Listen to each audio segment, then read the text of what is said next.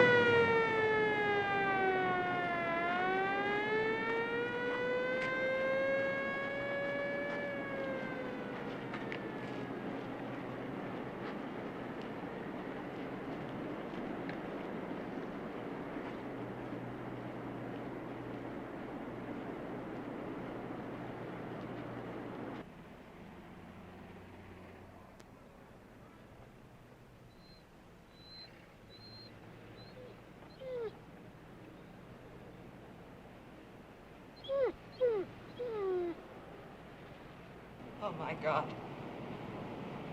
My God.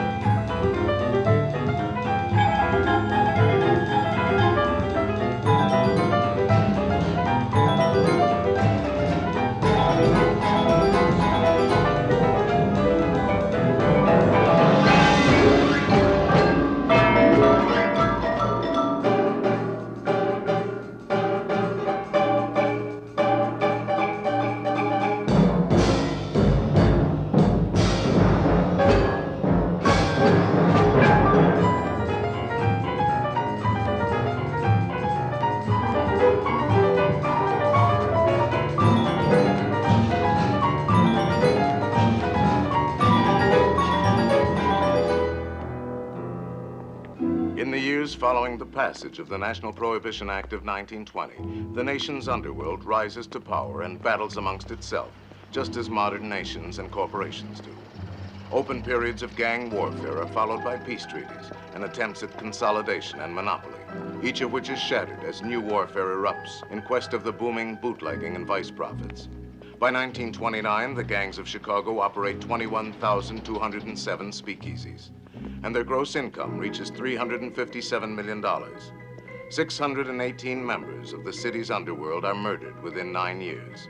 Corruption extends from the mayor's office to the humblest side street speakeasy. Tell your lousy sister to keep her lousy mouth shut. Do me a favor, will you? I mean, just to give her tonsils a break. Huh? 2 beers.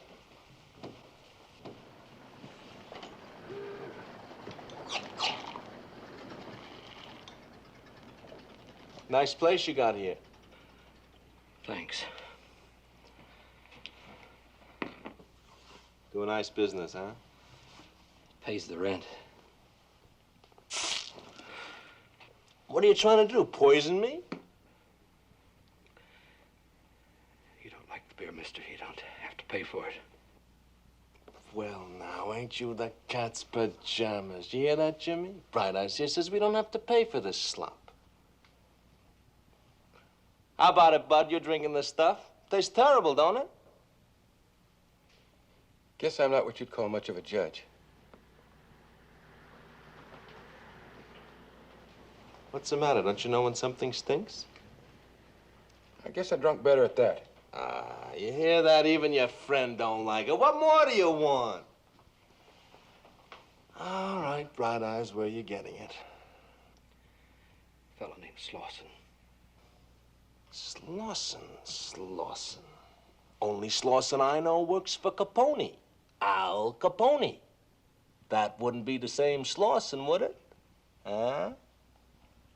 I think it is. How much you move in a week? 5 barrels. 5? A swell joint like you got here? With the right kind of beer, you could double that easy. I'm gonna put 10 barrels in here tomorrow morning, cost you 55 a barrel. Look, mister, you trying to get me knocked off? I can't buck Capone. Neither can Moran. Moran? Only Moran I know drives a streetcar. That wouldn't be the same Moran, would it? My mistake. Oh, that's okay. Anybody can make a mistake. Take me. Why, I could even be wrong about your beer. Maybe it's swell, and it's just you got dirty pipes. Happens.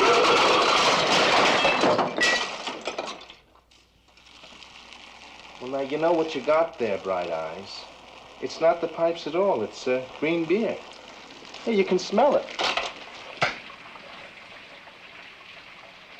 See what I mean?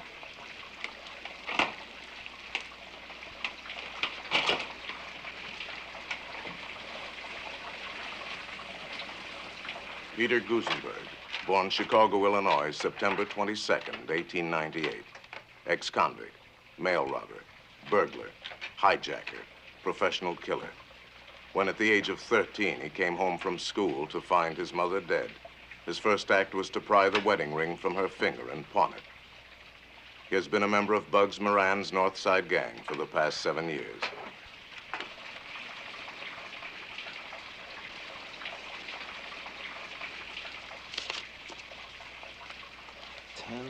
Barrels, starting tomorrow. And don't forget, I'm doing you a big favor.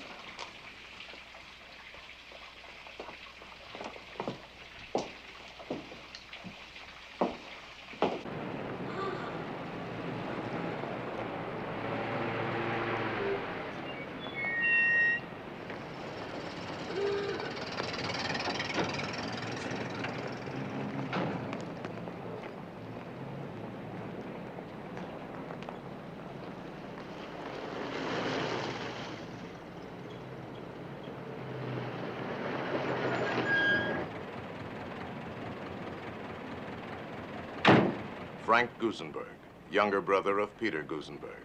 Born Chicago, Illinois, October 11, 1902. Burglar, car thief, extortionist, professional gunman. Member of the North Side Gang for the past 9 years. He is married to 2 women simultaneously, but lives with neither.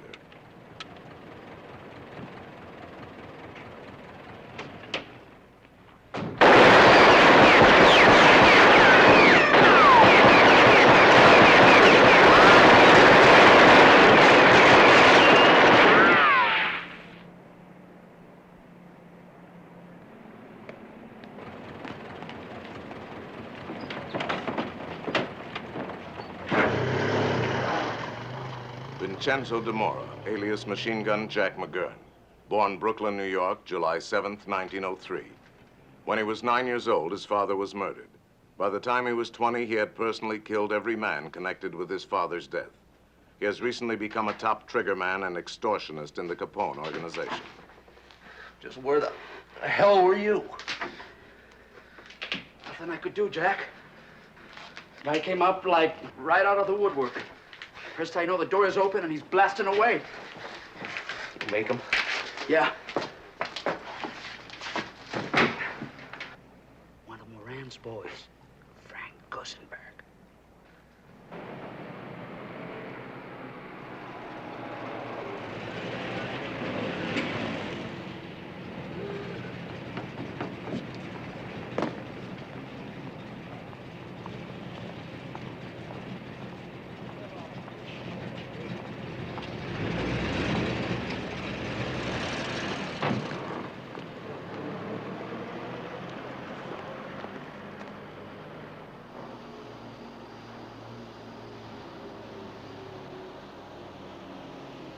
Alfonso Capone, alias Al Capone, alias Al Brown, born Castellamare, Italy, January 6, 1899. No criminal record. Raised in a Brooklyn slum, he has migrated to Illinois early in 1919. Shrewd, ambitious, and utterly ruthless, Capone in 6 short years has climbed from the status of saloon bouncer to become unchallenged leader of Chicago's most powerful underworld organization. To his associates, he is the big fellow. To the public, he is Scarface Al Capone. Thank you, Mr. Capone. Sorry about that raid, Jake, but so happens they got a new captain out there who won't play ball. What's wrong with him? Playing hard to get. We had him put down for a yard a week. He says if we want to operate in his district, we got to triple that. 300, huh? Those guys must think we're made of money. Write me out his name. I'll have the bump transferred to the sticks. If it helps get him reelected, $500,000 in Thompson campaign funds a bargain. I put Cermak in the mayor's office, and we're going to lose $20 million a year. That's a waste of dough. We bought one man. He loses out, we buy the next one. You don't know Tony Cermak, Frank? Charles the Fixer Fischetti, born Castellamare, Italy, August 11, 1891. A second cousin to Al Capone, Fischetti acts as chairman at executive meetings. He is a heavy drinker, but never drunk. His principal value to the organization is his ability to suborn political leaders and public officials on both state and city levels. He will be murdered on April 7, 1951. And that's where we can get hurt. He ever tries chiseling on a big fella's rackets, he'll think a suitcase fell out. Oh, come on, Frank, you know.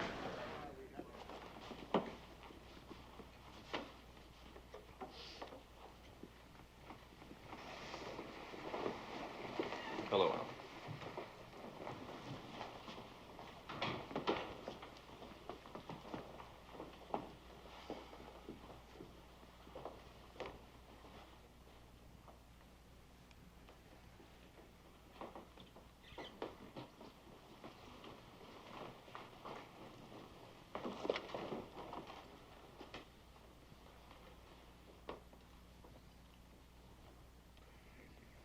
Meeting will come to order.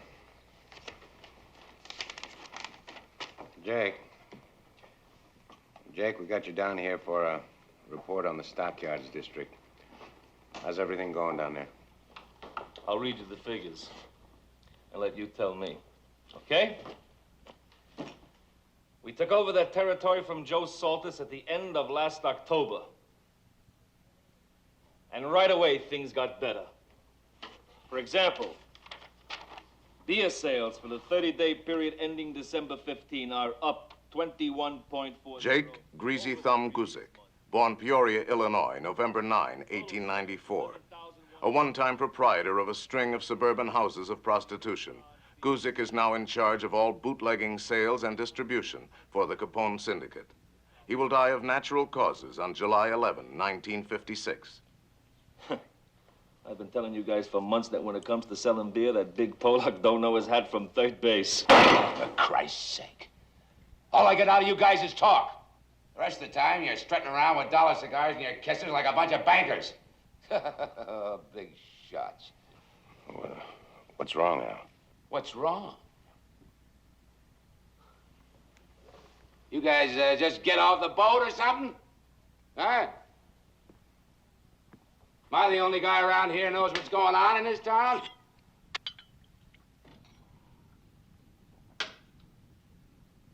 Now, let me give you some real facts. Not the kind of loving kisses we've been getting from our good pal Jake here. Nobody has to tell me we're making money out in the stockyards or any place else on the south side or the west side. But what about the north side, Jake? I don't hear no nice fat figures on that. Or maybe you figure that end of town ain't worth holding on to. We talked about this, Al. Yeah, we talked about it. You talked about it! We don't want no trouble, Al. Forget about it, Al. Fucking Ranger's showing off, Al.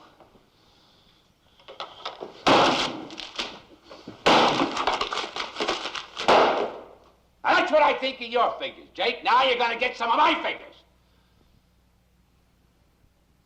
Since Labor Day, Bugs Moran's Bugs push our beer out of 28 joints South Chicago Avenue alone. That don't sound like much, does it? Huh? 28 joints. What's 28 joints out of 12,000 peanuts, right? Right? Al, if you just listen to reason. Shut up, Charlie, right now. I'm doing the talking. Now, there's something else. Take our pal Jack McGurn here. Now, Jack's a nice fella. Does as he's told. He keeps his nose clean. I wish I had a couple of hundred like him.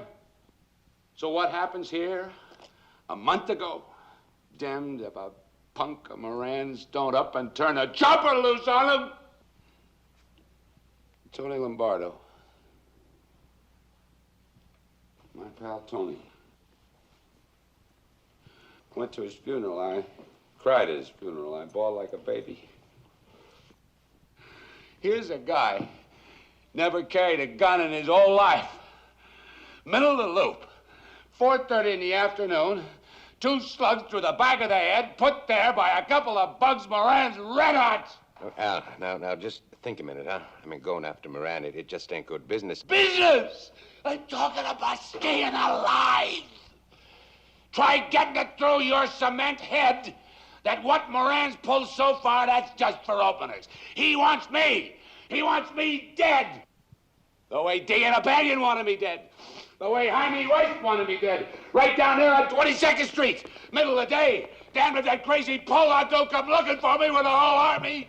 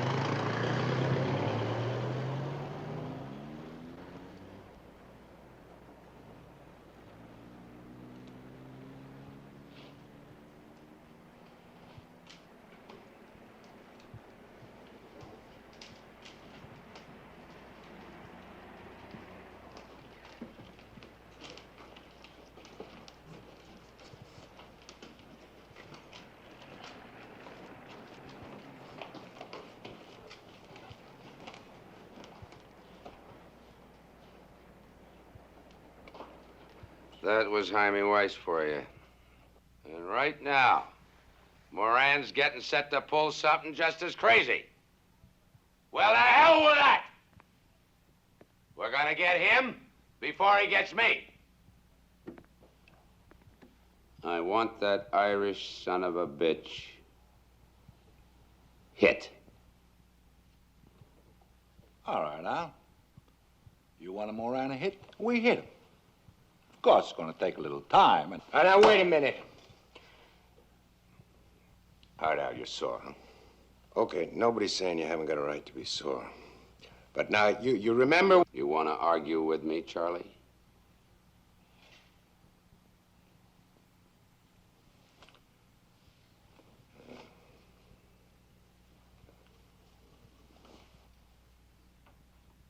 Work it out, Frank. Only make it quick. Quick? I don't know.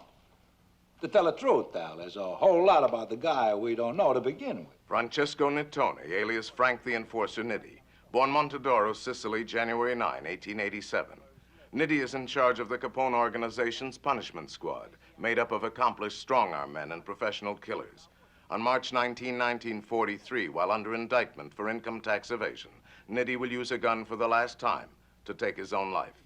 Before we could take the chance to put him on the spot at all. So, I don't want to hear all that. Everybody wants to argue. I told you what to do. How long is it going to take? I don't know what to tell you. Honest, I don't. Like I told you, we got nothing to go on. I can't hear you, Frank. 5 weeks. 6 at the most. 6 weeks? What are you going to use on him, a bow and arrow? Something on your mind, Jack? Well, yes, sir. Maybe I'm wrong to butt in like this, but the last couple of months I've been doing a little checking up on Moran. He lives at the Belden Essex Apartments on Lincoln Park West, apartment 5C. Uses the name George Miller. He's crazy about his wife and kid. He stays home most nights. Never goes anywhere without 2 torpedoes, Willie Marks and Ted Newberry, both bad guys to tangle with. If that's any help, Mr. Capone. You left something out, Jack, where he buys his DVDs. I said I wish I had a couple of hundred like him. Now you know why. Come here, Jack.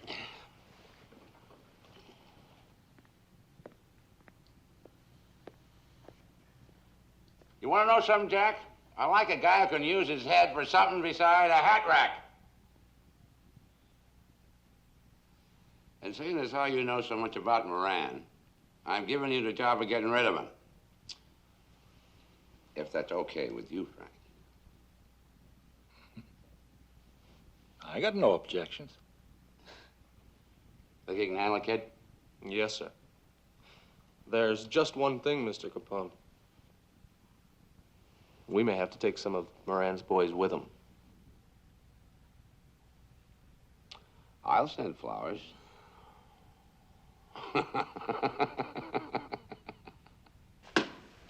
I'm not scared of a war with Capone. It's gonna be him or me. If he'd stuck to his word these past couple of years, it'd be a different story. But every deal he's made, he's broken. O'Banion thought he could deal with him. Well, Weiss did, too. Well, I don't have to tell you how they ended up. George Clarence Moran, born St. Paul, Minnesota, July 9, 1893. Ex-convict, burglar, horse thief, hijacker, suspected killer, present leader of Chicago's notorious and long-established North Side mob, which during the past 5 years has been almost constantly at war with the Capone organization for control of the city's bootlegging and gambling profits. During these 5 years, every previous leader of the North Side gang has been murdered by the Capone interests. Jaime shook the dirty hand of that rotten greaseball. Oh, sure. We've been giving him a lot of trouble lately. But I'm telling you here and now, that's not enough. Not when you figure what he's been doing to us. Pushing his slop in our saloons, hijacking our trucks, and sending punks like that Jack McGurn up here to snoop around. Well, that may be Jake with you guys, but not me. I say it's time we put Al Capone and his bums out of business. For good! George, with what? You can start a war with Capone, but you're not going to win it. Not when every wop in town is working for him. I know some that aren't. Joey Yellow's mob. That 5 and dime punk. Capone don't even know he's alive. Jimmy, that's no way to talk about our new partner. Hey, wait a minute. What is this, some kind of rib? Sit down, Frank. Since when do we hook up with a bunch of crummy spicks? You can count me out. Don't you pop off to me, you stupid kraut. When it comes to getting Capone, I don't care who I use. You remember Deanie O'Banion? Remember Jaime Weiss? Well, you ought to, because you helped load their coffins into the hearse. Or maybe when a friend of yours is gone, you don't give a damn no more. Well, I do. And Deanie O'Banion was my friend, and I don't forget him. And I don't forget who had him knocked off. Jaime Weiss and me, We was with Dini not 10 minutes before they got him. Now remember those grease balls. They just as soon put a bullet in your back as eat a pizza. To hell with them Sicilians. Be seeing you, Jaime.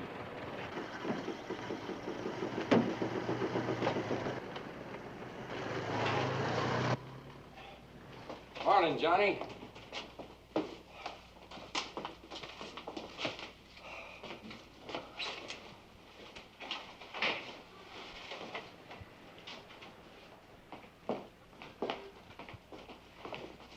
Good morning, boys.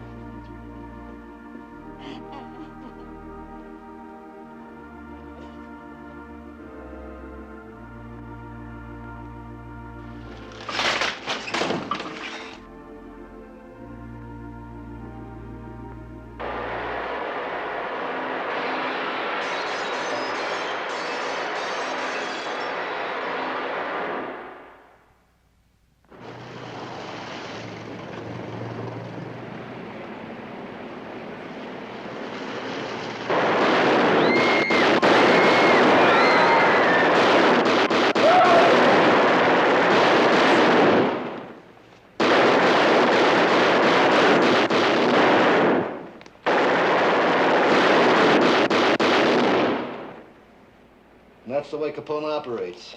That's the murdering double-crosser who swore up and down he'd keep the hell out of the North Side. Well, I'm not waiting around for Capone to put me in no cemetery. We nail him before he nails me. All right, let's nail him and get it over with. I just say we do it without the help of a two-bit spaghetti snapper like Joe Aiello. Frank, you're a dummy. You know that. Capone's protection comes from the Mafia. He can't make a move without permission of the head wop. And he can't be the head himself because he's not Sicilian.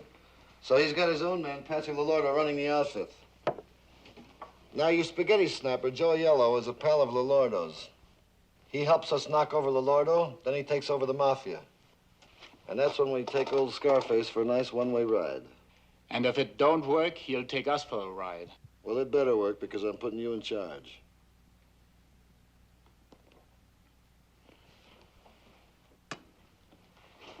Well, I'm not saying it cannot be done, especially if Aiello gets us in there. Albert R. Kachelek, alias James Clark, born Krajunka, Germany, February 25, 1888. Ex-convict, burglar, car thief, suspected killer. Since marrying Bugs Moran's sister 5 years ago, he has become the #2 man in the Moran gang. And then we need a good driver for the getaway car. I don't care how you do it. Just get rid of Patsy Lolordo. Quick.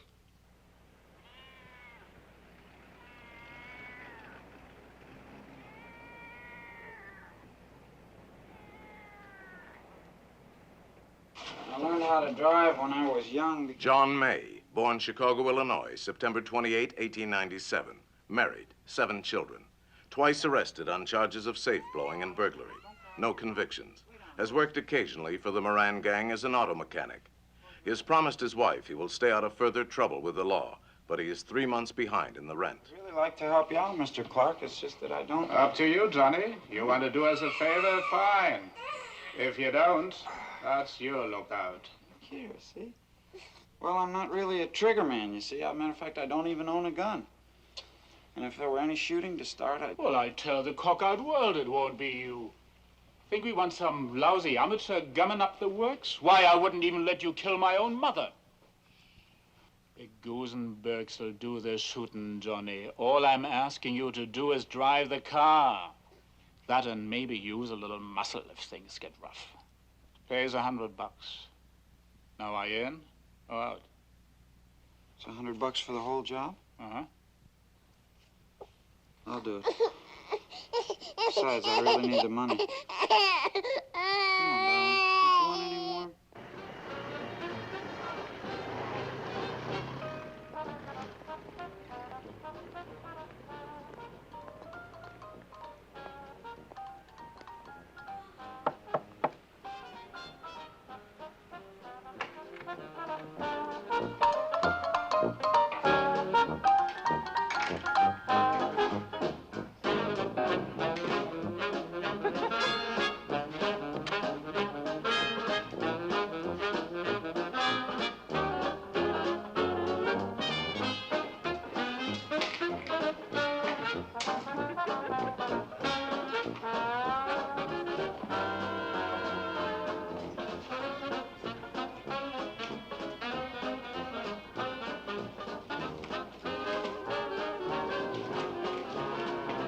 Nicholas Sorello, born Marsala, Sicily, May 13, 1872. Brought to the United States by his cousin Dominic Forenza when in his late 30s.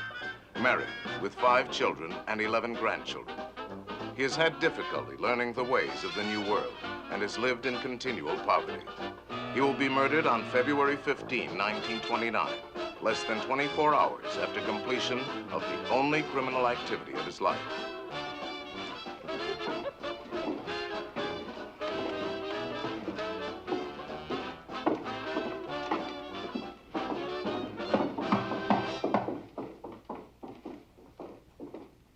Come in.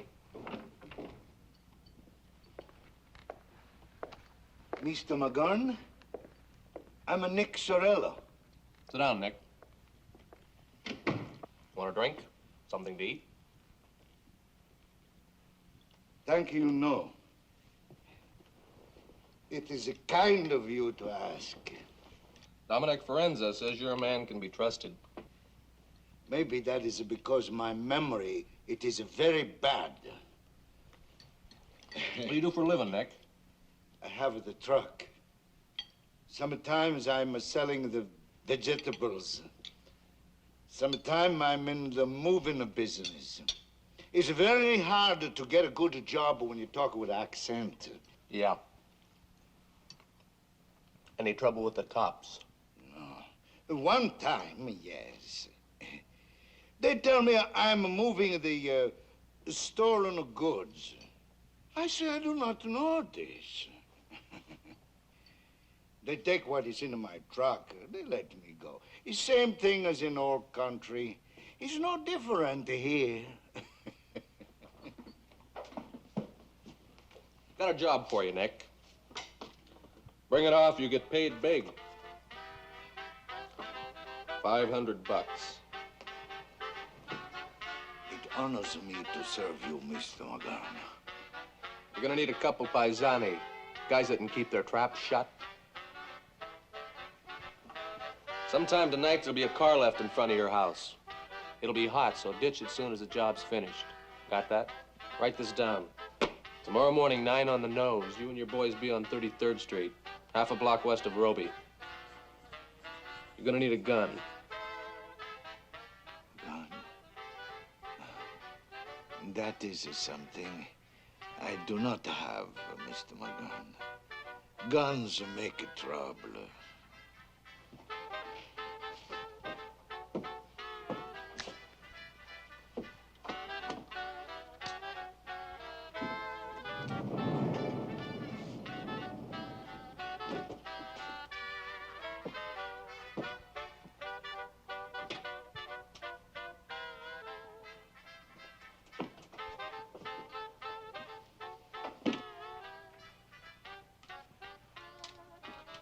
No bullets, no trouble.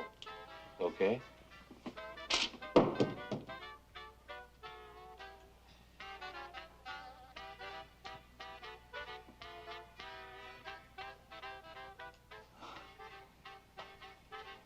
Okay.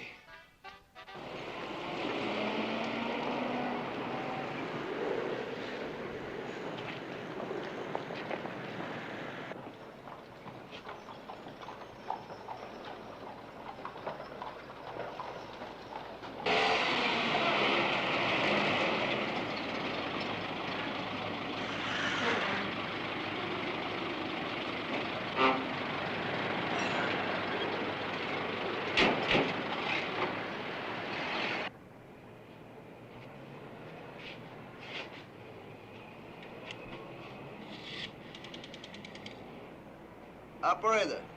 Yeah, lady. Get me the cops. I just seen a hijack being pulled up. Johnny and me got our end of it down pat. Now all we need to know is... Yeah. Mr. Moran, is Nick Sorello. I'm Mr. Sorello. I don't think I know you. Yeah? Yeah? What label? Uh-huh. How much you asking? All right, suppose you call me back in an hour and a half. Yeah, do that. What was all that about? A guy named Sorello. He's got 80-odd cases of old log cabin he wants to peddle. $56 a case. Price seems all right. Yeah, but is he all right?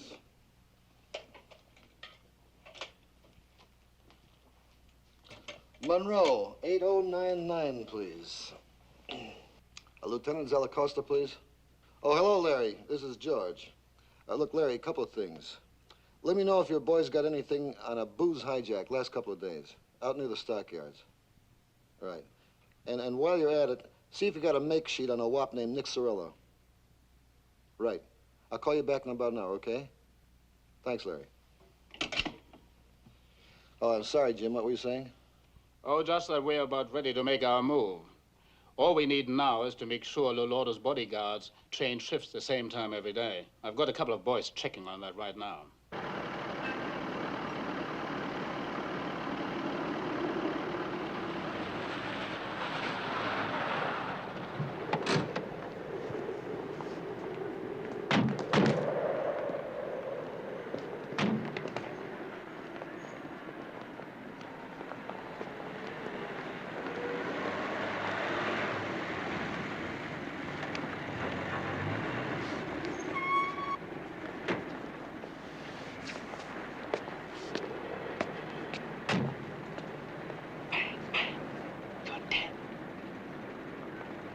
Alfonso, carissimo. Pasqualino, scalda il cuore. A vedere te, Pasqualino. Come in, come in.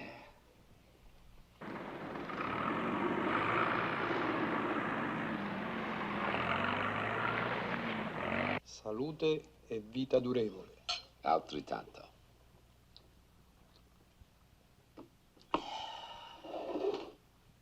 Grazie.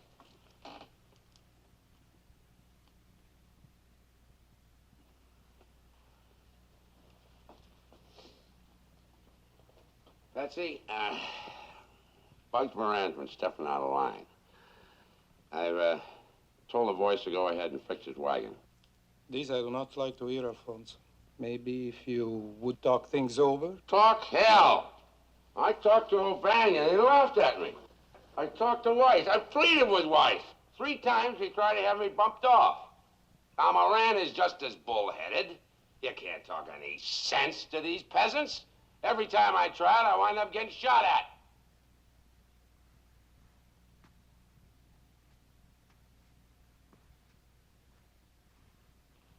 I'm not asking you, Patsy. I'm telling you. I'm getting rid of Moran. Così sia, compare. You and I, we will not quarrel over the life of a worthless man. I'm letting Jack McGurn handle it. He wants 2 mafia boys on the choppers, Scalisi and Anselmi. Same dough we paid for knocking off Jaime Weiss, okay? As you wish, my friend.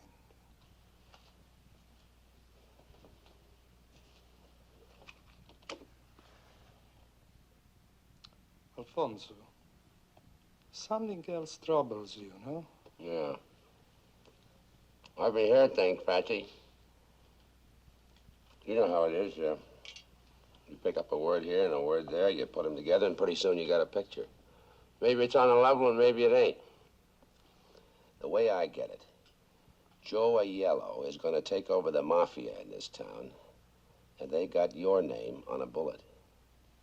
I have nothing to fear from Aiello. Don Giuseppe and I are as brothers. We attended the university in Palermo together. We came to this country only months apart. We are both members of the Inner Council of the Brotherhood. No, Alfonso. I thank you very much for your concern for me. But what you have heard is not true. I know this.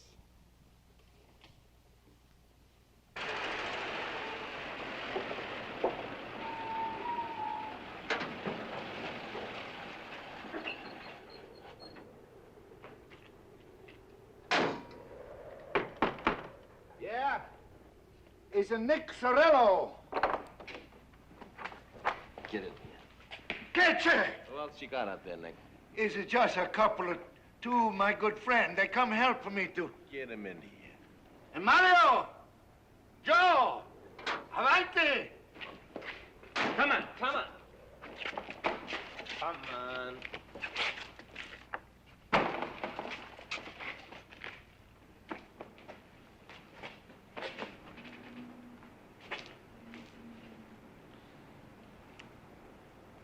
What'd you have in mind, Nick? I ask you pardon, senor. It's only to watch the whiskey I have the gun. It's no... You're a very naughty boy, Nick. All right, let's get it in here.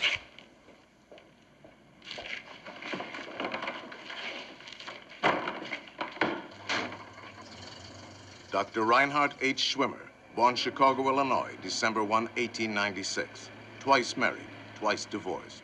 Schwimmer has no criminal record, but is one of that group of men who are fascinated by the exploits of gangsters. In the last few months, he has become acquainted with the members of the Moran organization and spends a good deal of time in their company. A licensed optometrist, he has recently abandoned his practice and is presently supported by his widowed mother.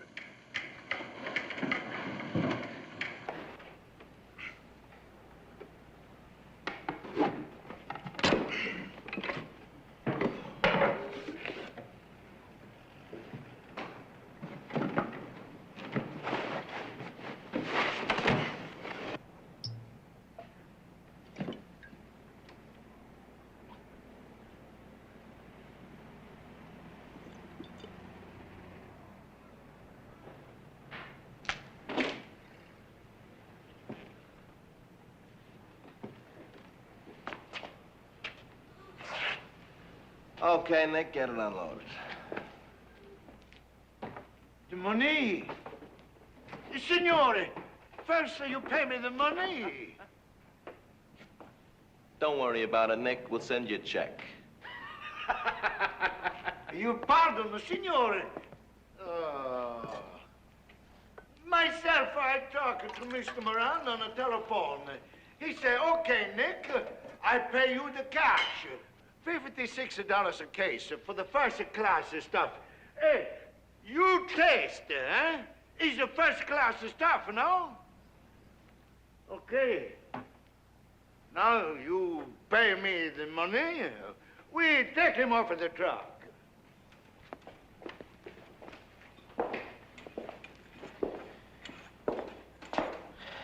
Where'd you get it, Nick? Mr. Moran, he don't say that. He just to say... Little hijack job, huh, Nick? Got it off of Dingbat Alberta's boys, right? We hear these things, Nick. You don't pay the Dingbat, we don't pay you. That's fair.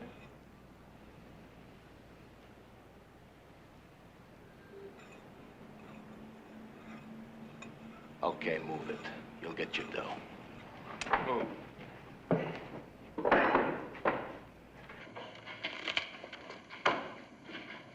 Adam Heyer, born Springfield, Illinois, June 26, 1881. Criminal record, 1 conviction for operating a confidence game. Married twice, 1 child, a son by his first wife. As a qualified accountant, Heyer acts as bookkeeper and collector for the Moran organization, as well as handling payoffs to local politicians and the police. His wife has been ill for several years, and he is careful to conceal the true nature of his business from her and from their friends. They're all here, Mr. Gusenberg. Nick?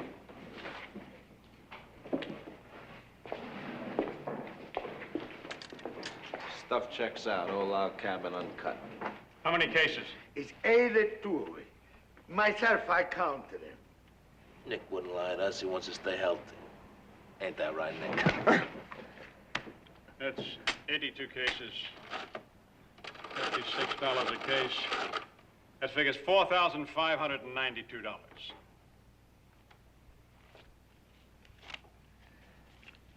1,000, 2,000, 3,000, 4,000. 1, 2, 3, 4, 5. We'll make it even money.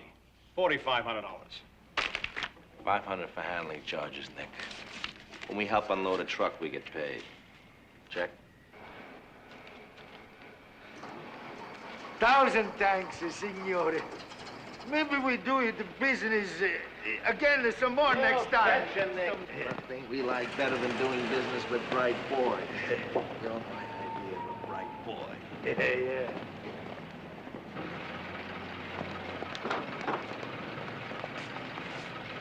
Bigger shot.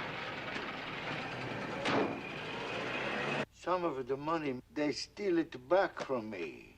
More than $500. I figured they would. In fact, I counted on it. You got one more job to do. Just when, I don't know yet. A real easy job, Nick. Just one simple phone call. Now remember, Pete, Frank will pick you up tomorrow afternoon at 3:30 sharp. At exactly 10 to 4, both of you pick up Joe Aiello on the corner of Walton and Paulina. Now, the three of you gotta be upstairs and in your lawyer's apartment at 5 to 4 on the nose. You got all that? Don't worry about me. I can handle my end. You better do your worrying about Aiello. I think he's all right, but if something goes wrong, I'm counting on you, Pete. See you.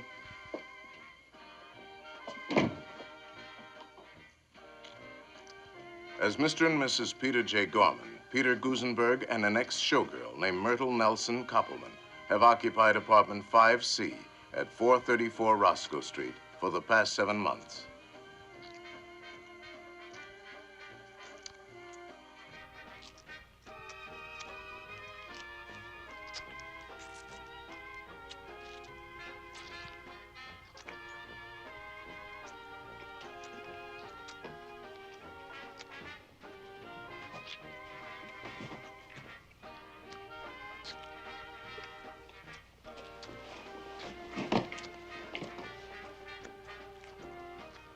Mert?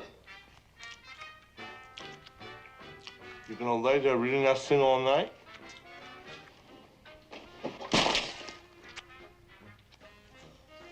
You made me lose my place. Yeah? Come on over here, I'll find it for you.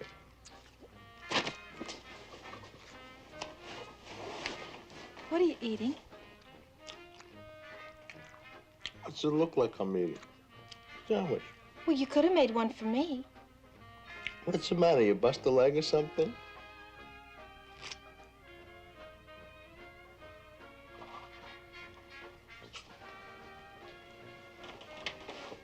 Pete, guess what?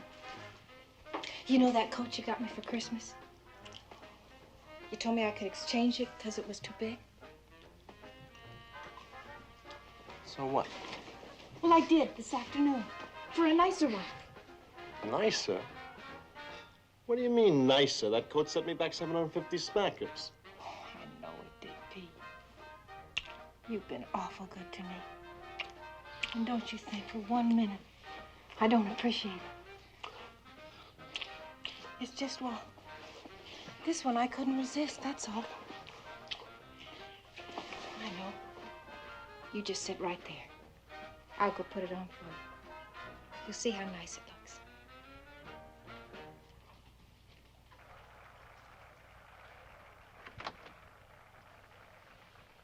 Yowza, yowza, yowza. This is Ben, Bernie, and all the lads coming to you from the College Inn of the Hotel Sherman. And now for all you lads and lassies listening in the great Midwest, we're gonna play stumbling. Let's stumble a bit, laddies.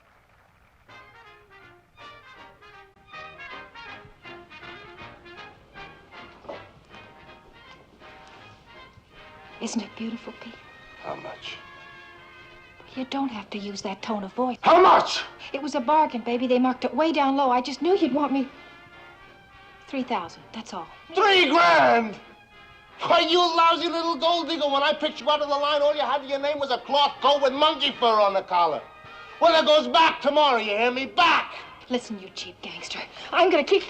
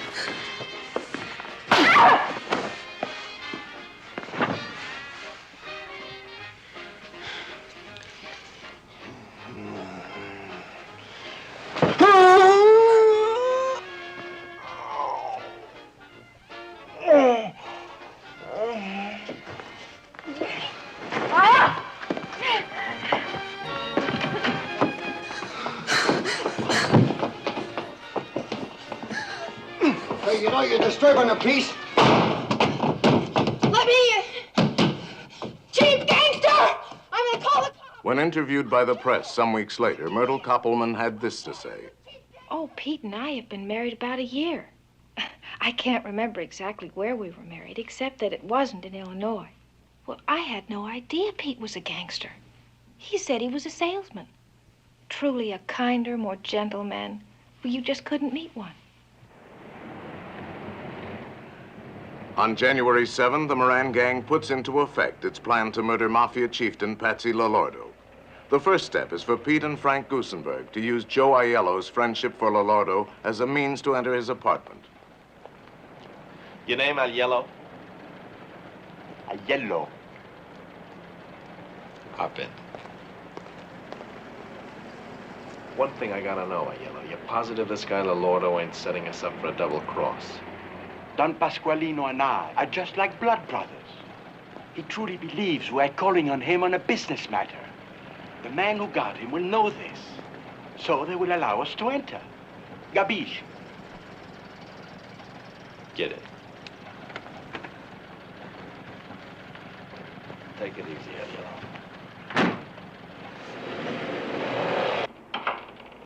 The second step of the plan to murder Patsy LaLordo is the systematic elimination of his bodyguards.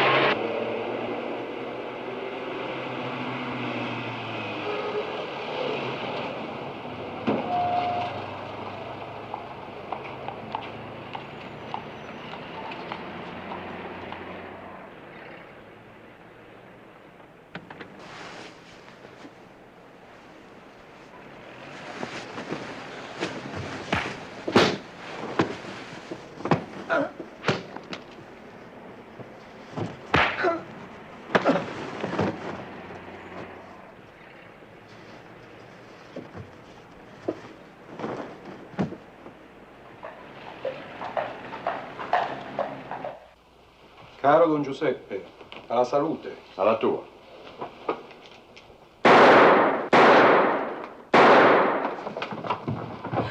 Pasqualino, che è successo? Ah! Dio mio! Ah! Mio marito è ammazzato! Aiuto! Pasqualino, rispondimi, mio bene! Mio tesoro! Perché?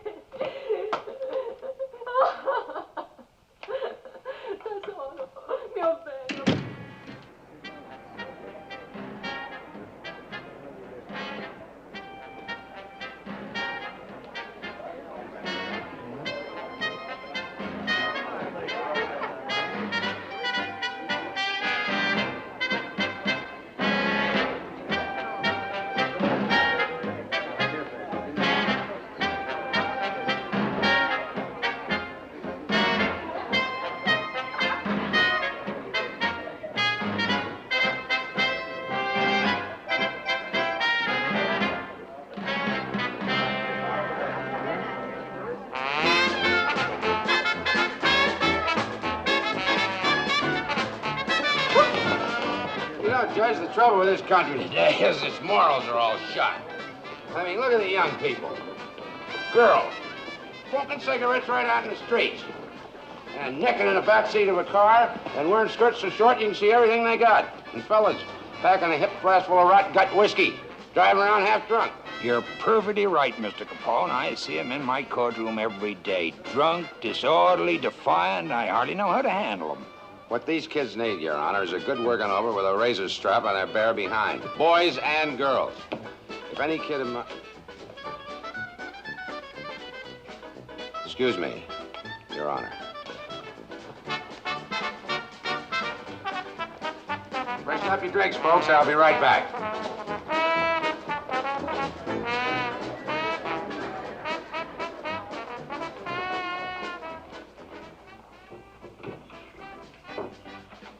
Hello? Yeah, this is Al. Who? Oh, hello, Marty. Well, what's so important? You gotta...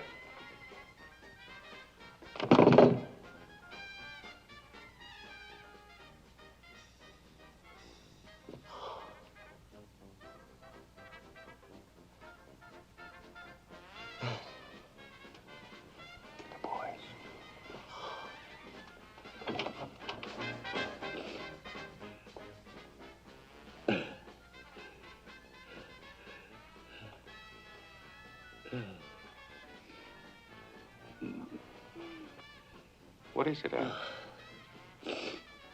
What's wrong?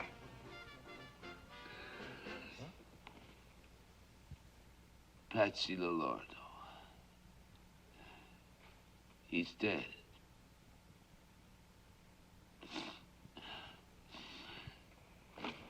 Murdered him! In his own house! Shot him! His friend! Traditore! Carogna! Che lui, I figli dei figli! Al, there's people... Marcino nell'inferno per 1,000,000 d'anni! All right. Who killed him? 3 men. 2 of Moran's punks. And Giuseppe Aiello. Aiello? Yeah. What was it you were saying, Charlie? Talk to Moran, pay the guy to lay off, give the poor guy a pass. And listen, let me tell you something. I came not close to saying, maybe you're right for the first time in your life. But no more, Charlie. Moran goes. And so does Aiello. Him, I take care of. You see that? Like an old man. I tell you, the Union's out to get me. They already made one try. They came at me with a shotgun. Next time, shoot a couple back at him. I'm not a gunman, George. I just wasn't cut out to be a Well, gunman. what were you cut out for? To sell neckties? Listen, you're in the rackets, brother. Same as the rest of us. And the kind of dough I'm paying you, you either fight back or get out altogether. I thought maybe I could run one of your speaks for you. Now, that's my real line. You know I'm good at it. I've got no job for saloon keepers. I don't know when I will have. Either you keep the job you've got or... Albert Weinschenker, alias Albert Weinshank, born Chicago, Illinois, December 23, 1893. No criminal record. Although Weinshank is not a gangster in the usual sense of the word, he has been associated with the North Side mob for the past 3 years. First as an operator of speakeasies, now in charge of a non-union cleaning and dyeing association controlled by Bugs Moran. Well, Bert, I know it isn't easy for you, but you do a good job for me, and I'd sure hate to lose you. Listen, why don't you go back home and give it some more thought? Talk it over with Irene again. I'll be at the Clark Street garage Thursday between 10 and 10:30. Stop by and let me know one way or the other. I'll do that. If I could just get Irene to quit being so nervous, but... Well, you know how women are. Yeah. I can't thank you enough, George. Forget it. We're old pals, remember? Hello. Mr. Moran, it's Nick Sorello. You remember me? Yeah, I remember you, Nick. What about it? Maybe pretty soon I get some more. Same stuff like before. same price. Okay? Yeah, I guess we could work something out. How big a load? This I'm not sure. I do not have delivery yet. You understand, Mr. Moran? Yeah, I understand. How soon do you think it'll be? Maybe tomorrow. Or maybe 2 days. Okay, call us when you're ready. I'll have the boys take delivery. Mr. Moran, is one thing. Last time, you boys, they pushed me around a little bit. This time, I do a business with you, okay. But with you boys, no. Okay, make it this Thursday morning around 10:30, same place. I'll be there myself. I guarantee you'll get everything that's coming to you. That's fine. To meet with you is my pleasure. Thank you, Mr. Moran. Mr. Moran. Why don't you step down here? I have a beautiful little style I think you'd like. It has a hot water heater, safety glass, ventilated crankcase, the best self-starter on the market, and only 16,000 miles. A lot of pep and zing in this baby. I don't know. Used car and all. Ah, but I use LaSalle, sir. That's the big difference. I'll let you in on a little something. Belong to a Cook County commissioner. Oh. And I don't have to tell you how those boys take care of their cars. How much? $800. But for you, $750. Sold.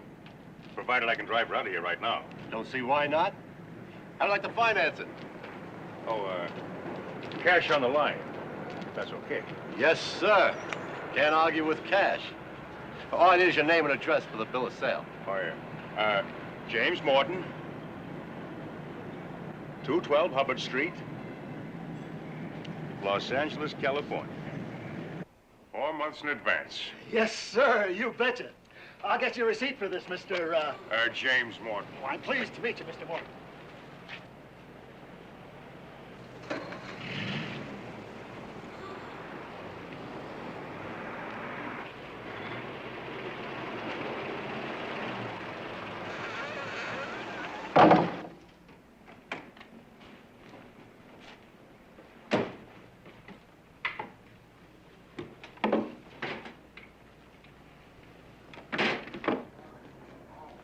On the evening of February 11, Angelo Molina, a second cousin of Joe Aiello's, buys a train ticket to Los Angeles. Aware that Al Capone has discovered his part in the murder of Patsy Lolordo, Aiello will use the ticket to board the train at the last minute in an effort to escape the vengeance of Capone. Who says people are getting fed up? Papers? These guys on the radio, what do they know? You think most guys give a damn who gets bumped off as long as it ain't them? Listen, I know people. I'm making my business to know people. They get a big kick reading in the paper where some poor stiff gets taken for a ride. Hello? Yeah, Frank? Wait for me. At the barber shop. Come on, kid. Stick around, guys.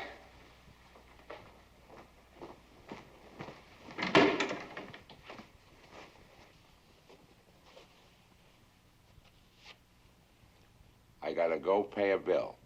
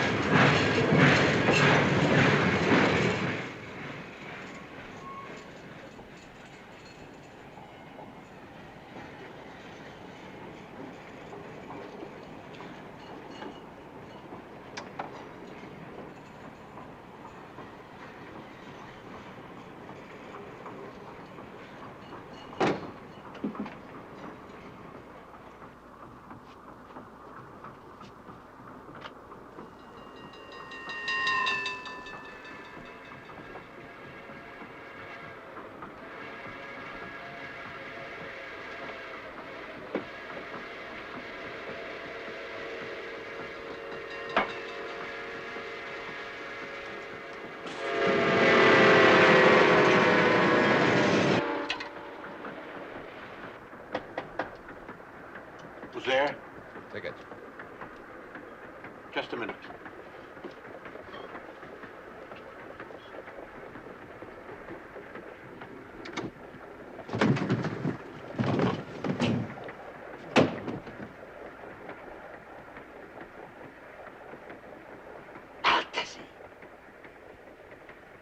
Traditore.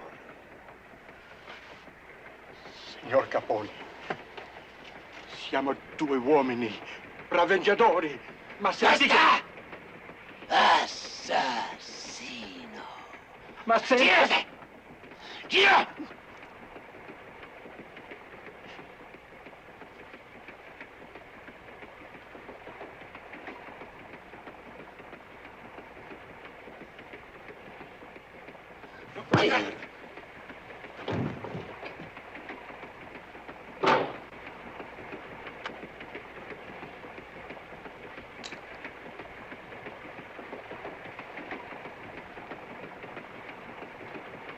Il vero t'aspetta, Giuseppe.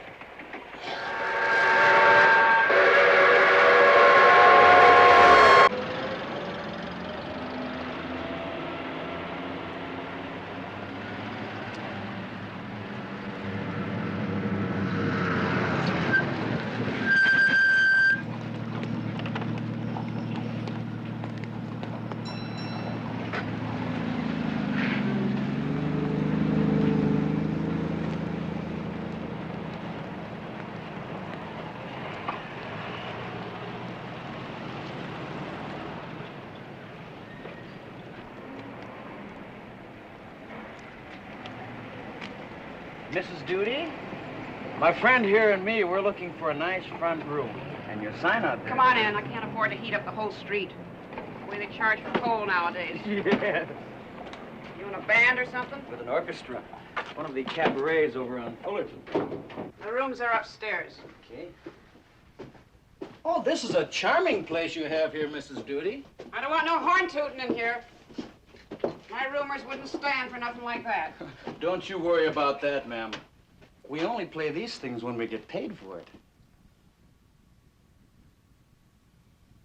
Do you want two singles or just the double? One room's enough, as long as it's a front. If you're going to be sleeping days, I'd advise you to take a back room. The noise on Clark Street isn't to be believed, what with the buses and the people. I said a front room, okay? You see, we're out here from New York, ma'am. Gets too quiet, we can't go to sleep. Bet you're the same way. I'll show you what I got.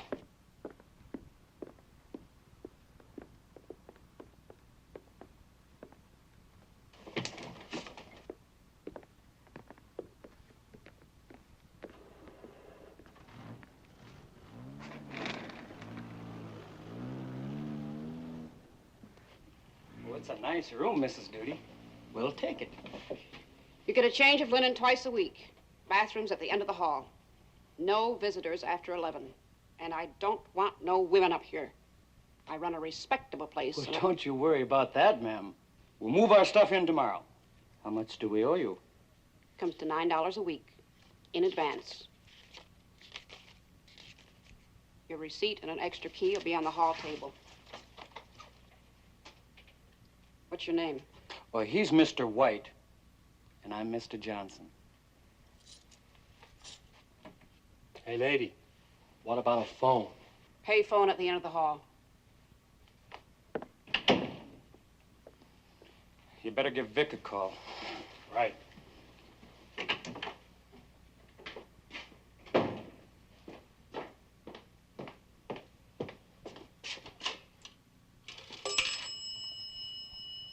Long Beach, 6599.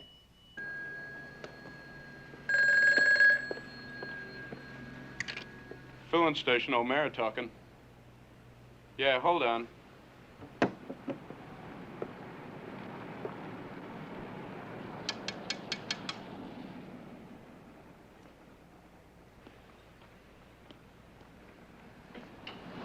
Phone.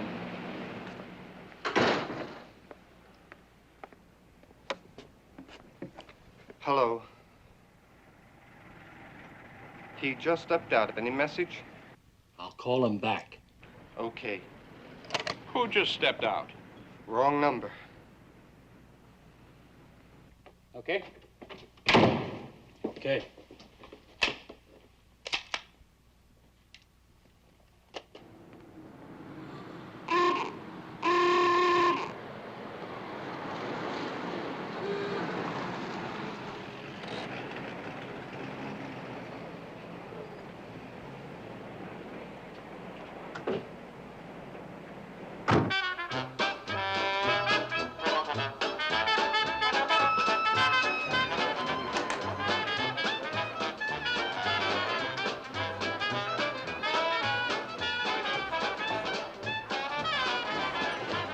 Out for some fun tonight, eh, boys?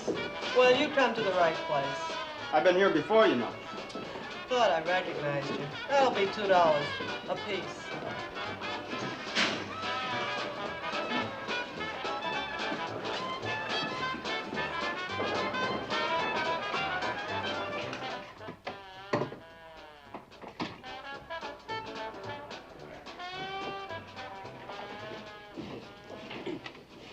All right. Car's in a garage behind 1723 Wood Street. Right here. Opens onto an alley running north and south. Take the alley to Bloomingdale and jog left to Wood. East on Webster to Clark, south on Clark Street about half a block, and there she is. Since you boys come from out of town, nobody in the place is going to recognize you. All you got to do is act like cops.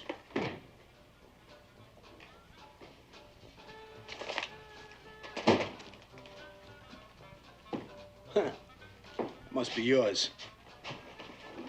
That's Moran. You probably won't be able to see his face from across the street, but none of his boys are built like him, so that's no problem. He wears brown clothes a lot. Suit, overcoat, hat, shoes. Albert Anselmi, born Marsala, Sicily, June 11, 1892. He is a member of the Mafia and a professional assassin, as is John Scalisi, born Castelvetrano, Sicily, January 24, 1895. In a period of less than 6 years, these two men acting together have participated in 31 murders, including those of Dian O'Banion and Earl Jaime Weiss. There's always the outside chance you'll be spotted by a legit squad car. If it happens before you get there and they try to stop you, okay. That's a rap the lawyers can beat. If it happens after you leave, you might as well start blasting. You got nothing to lose. Any questions? That's it.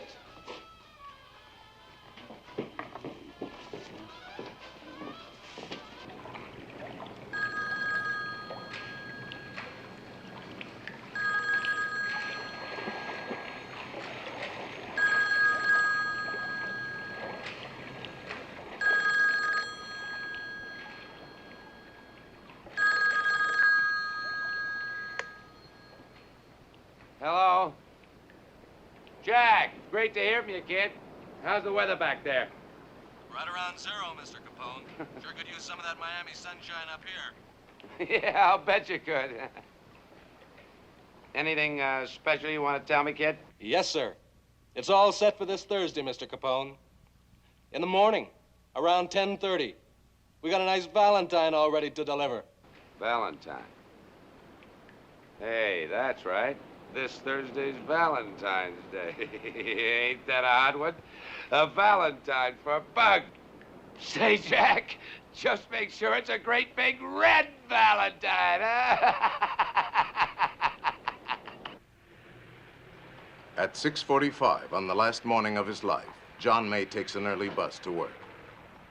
He has been promised a $10 bonus if he can replace the transmission of one of the gang's cars before noon.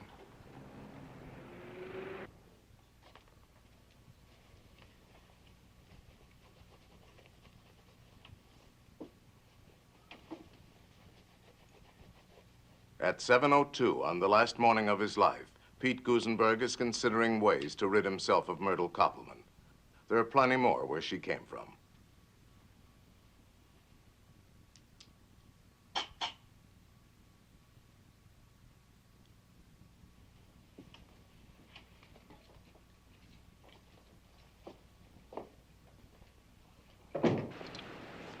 At 7:23 on the last morning of his life, Albert Kotchelek, alias James Clark, is thinking of buying a new car. His status in the gang demands better than this.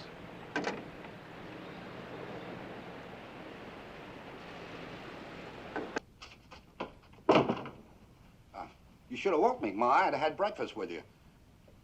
How do you expect me to know you were even home? Coming in at all hours. You said you would be here for supper. I'm sorry, Ma. I ran into a couple of friends. I might have guessed. Where those friends of yours are concerned, you don't have a mother. At 7:30 on the last morning of his life, Reinhard Schwimmer is in desperate need of money. I have to talk to you, Mama. It's important. Listen, Mama, I hate to tell you this, but I'm in trouble. Not with the police, Reinhard. Nothing like that. I owe some money. $300. It's got to be paid quick or I'm in a real jam. Ich verstehe dich nicht, Reinhard. A man with a fine profession doing such things. All right. If you promise to stay away from those gangsters, I'll get you the money. I will. I give you my word. Just be a good boy, Reinhard. That isn't so much to ask.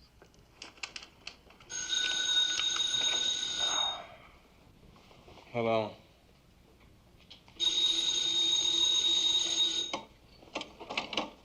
What do you want?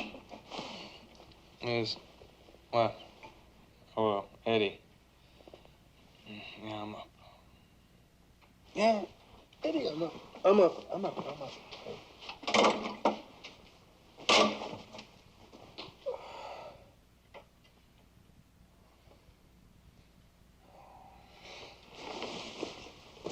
What's your hurry, honey? You think I like sitting around here and listening to you snore? Stick around, hot stuff. We'll open a keg of nails.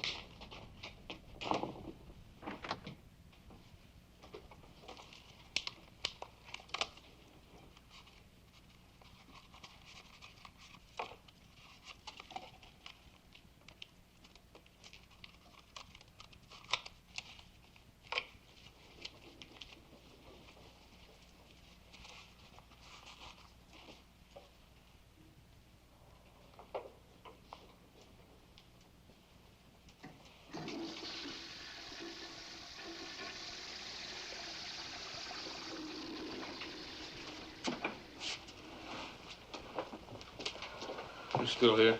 Look, mister, you owe me $25. And I don't leave until I get it.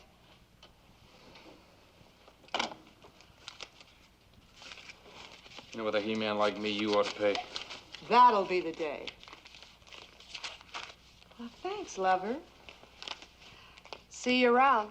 At 7:41 on the last morning of his life, Frank Gusenberg is wondering if he shouldn't go back to one of his wives. Can I fix you some breakfast, dear?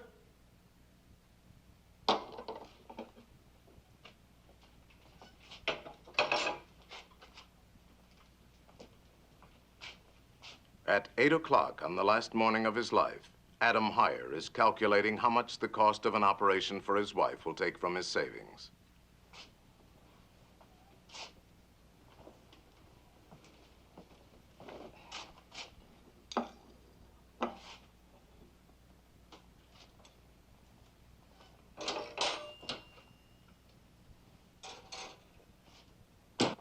You will tell him, Bert.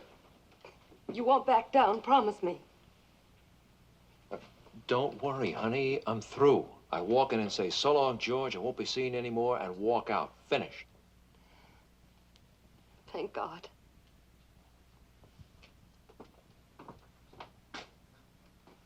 I'll call you after lunch, around 1:30. At 8:15 on the last morning of his life, Albert Weinshank has decided that his safety and his peace of mind are more important than $20,000 a year.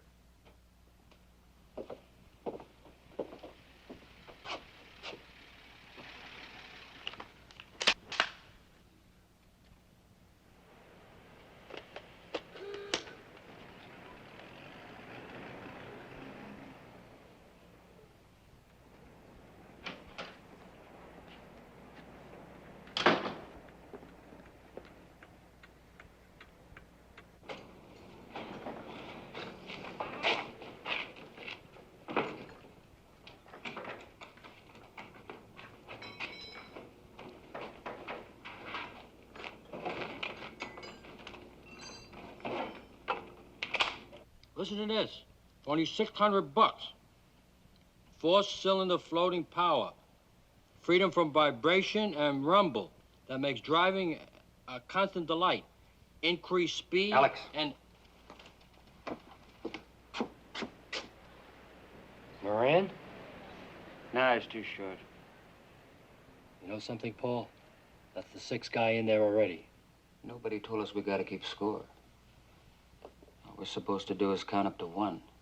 Morning, boys. Hope it ain't good old Riney. How's the eye business, Doc? Haven't you heard? I retired, living on my investments. He means his old lady is paying the bills.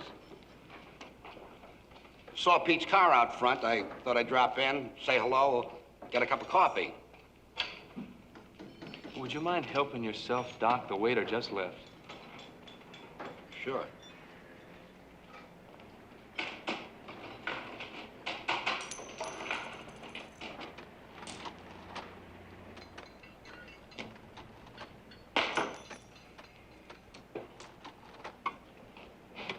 How's it going, Pete? Okay. Say, fella over at the barber shop, give me a tip on a freight to Miami. Indian broom. Long shot. Claims it's in the bag. I'll make my own mistakes. Okay by you? Sure, Pete, sure. Just thought I'd pass it along for what it's worth. You know?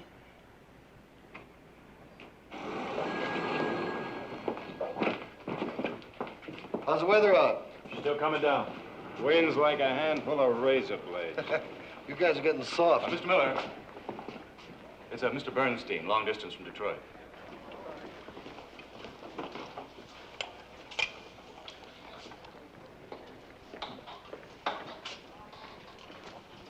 Gabe, George, what's so important? What's keeping the guy? Bingo. Right height, right build, even the right clothes. That's our baby. I can let him have it right now. Ixnay, pal. We'll let him have it if he comes out the door. Go call Vic. Go on.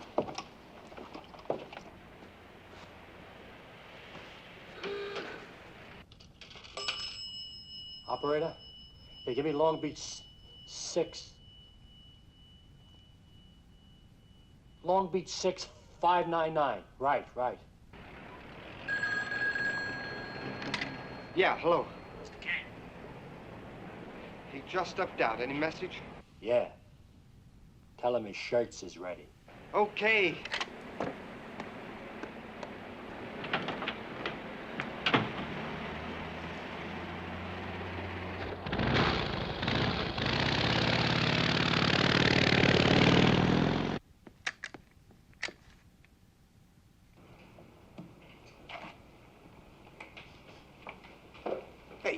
What's that all about?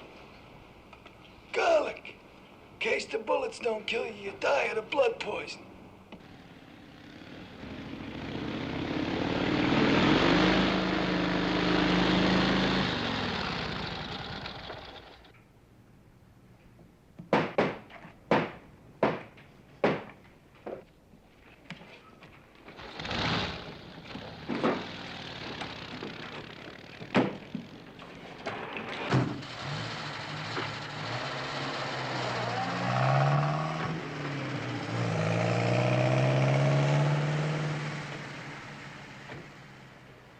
I told him the next time he tries to jack up the price at the last minute, I'd find somebody else up there to do business with. I had to stick a pineapple in his hat.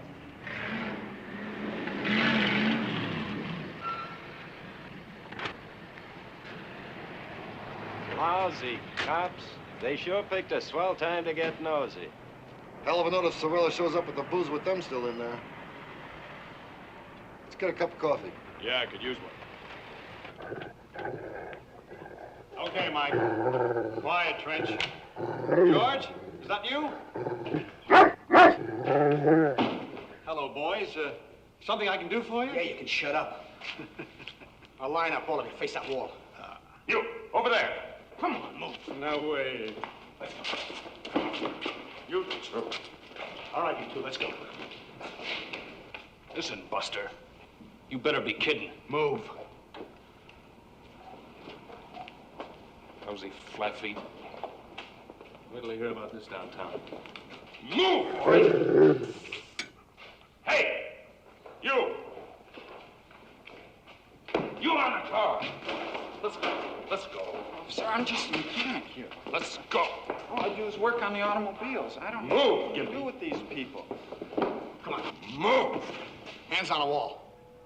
Lean on it.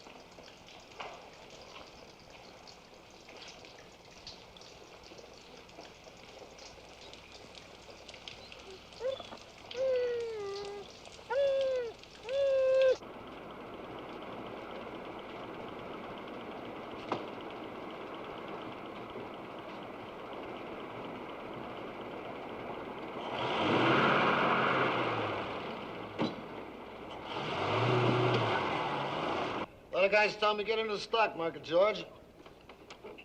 Pull up a few grand, and inside of you, you'll be a rich man. I say, what the hell? I'm already a rich man. And besides,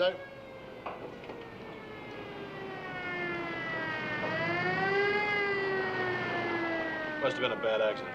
The way people drive today, you're lucky. Hey, Kenny! The cops just killed a bunch of hoods in the garage up the street. One of them was Bugs Moran.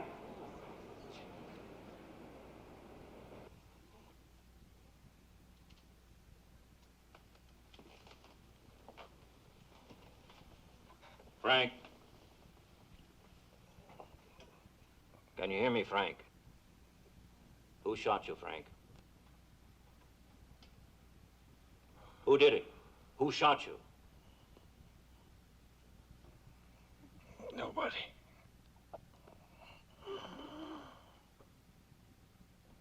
Nobody shot me. Your brother's dead. They're all dead. Come on, who did it?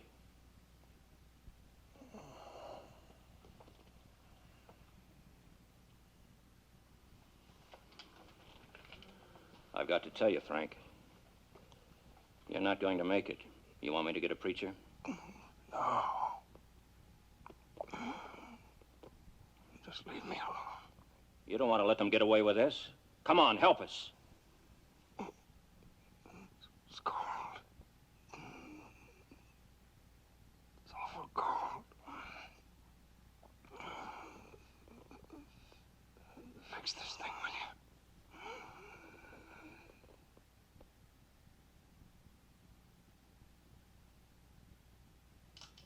A few hours after the St. Valentine's Day massacre, the newspapers managed to locate Moran, something the police have not yet been able to do. just a heavy cold. I thought I'd better take care of it. Where were you, Mr. Moran, when it happened? Out of town. How long do you expect to be laid up? Well, I can't say for sure. Maybe a day or two. Did you know the cops are looking for you, Moran? I can't imagine why. Nothing I can tell them. This gonna put you out of business? You must be a little mixed up, buddy. I happen to be in the real estate business. Oh, yeah, I knew some of those fellas. Just to talk to, you know. I even read where it said they were working for me. You can't believe everything you read in the newspapers. Mr. Moran, there are a lot of people around town who are saying it was actually the police who killed those 7 men. Do you think it's possible? You must be new around here, mister. Only Al Capone kills like that. Well, make yourselves a drink. You know, I'm always glad to have you people drop around. But believe me, this is one time I'd like to know the answers. Mr. Capone, I wonder if you saw those awful pictures of those men in the newspapers. I glanced at them. Terrible. If you don't mind telling us, Mr. Capone, where were you when it happened? Why, right here in Miami. In fact, I was in a meeting with your district attorney that same morning. Do you know this Mr. George Moran personally? I met him once, a few years back. I doubt if I'd recognize him on the street. The Chicago authorities insist you were behind the massacre. Any comment on that, Mr. Capone? Well, I'm not surprised. They blamed everything on me since the Chicago fire. Did you hear what Bugs Moran told the Chicago papers? He said only Al Capone kills like that. Yeah? Well, I'll tell you what Al Capone says. And you can quote me. They don't call that guy Bugs for nothing.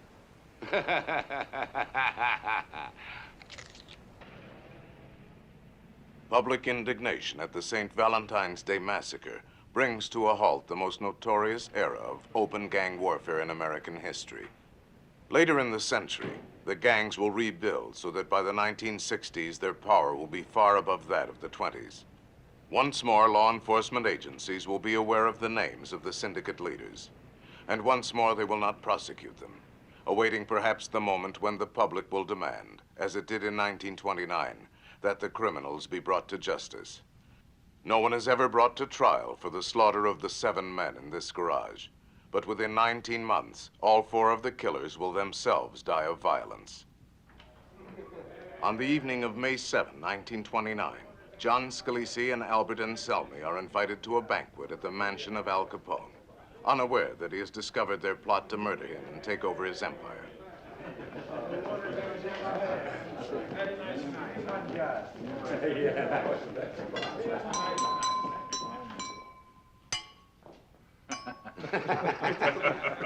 I want to make a toast to my good friends, Giovanni Scalise and Alberto Anselmi.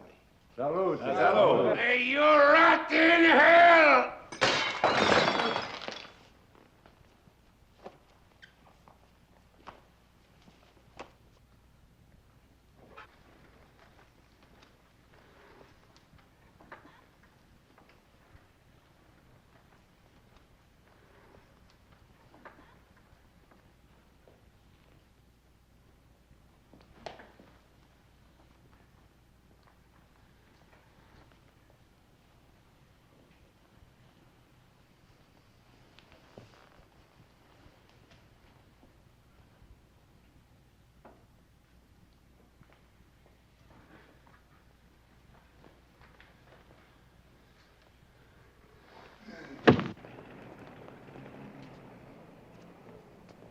Of the 2 supposed police officers involved in the massacre, Boris Chapman is shot to death on January 5, 1930, while attempting to rob a St. Louis jewelry store.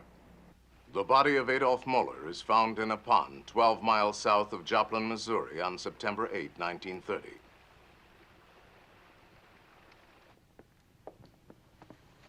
Vincenzo DeMora, alias Machine Gun Jack McGurn, is murdered in a Chicago bowling alley on February 15, 1936. almost exactly 7 years after the St. Valentine's Day massacre he masterminded.